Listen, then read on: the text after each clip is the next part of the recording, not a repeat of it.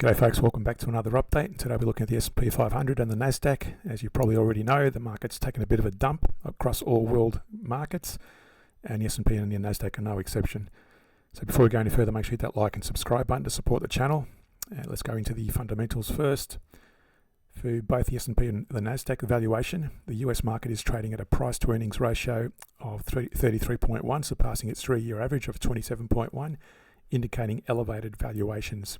For the market performance year to date, the S&P has risen by 23.1% and the NASDAQ by 29.2%, reflecting strong market performance.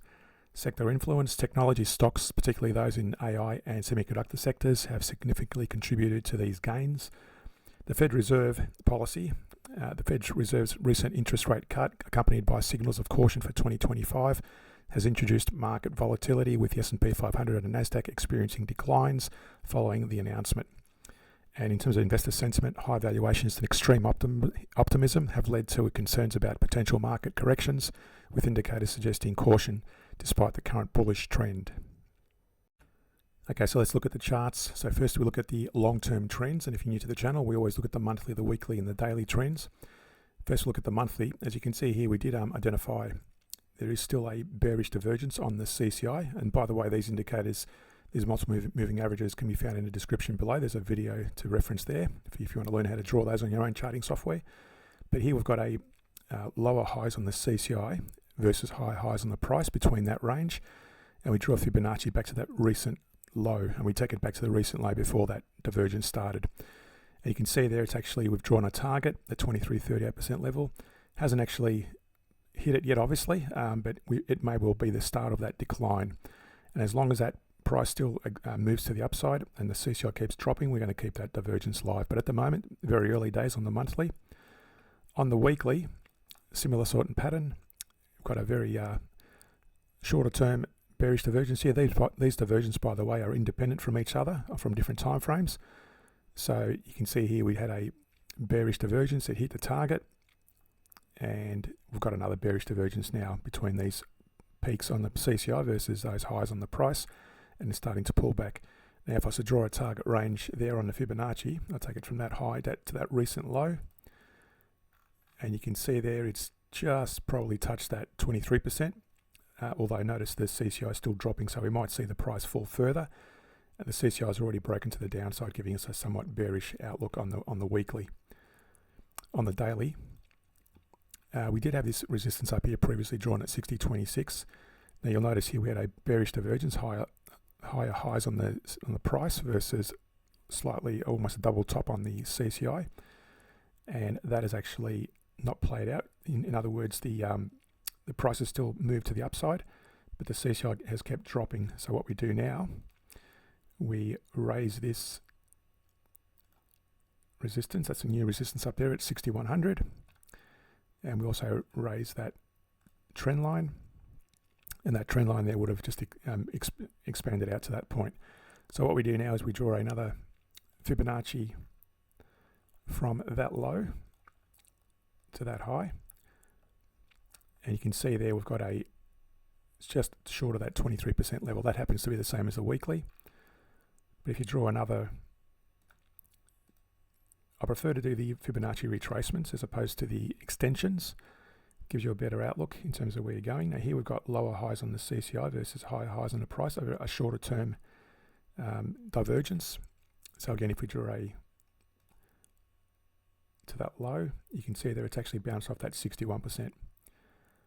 So really it's a matter of following the retracements is what I normally look at in terms of where it may turn. Now again, on the daily, it's still declining on the CCI. We've got a very slight bullish candle at the moment on the daily. And if we go to so if looking at the intraday charts, and what I've got here is the 1 hour chart, you can interchange this with your own time frame, whether it's 15 minute, 2 hour, 4 hour, etc. I'm demonstrating here the 1 hour.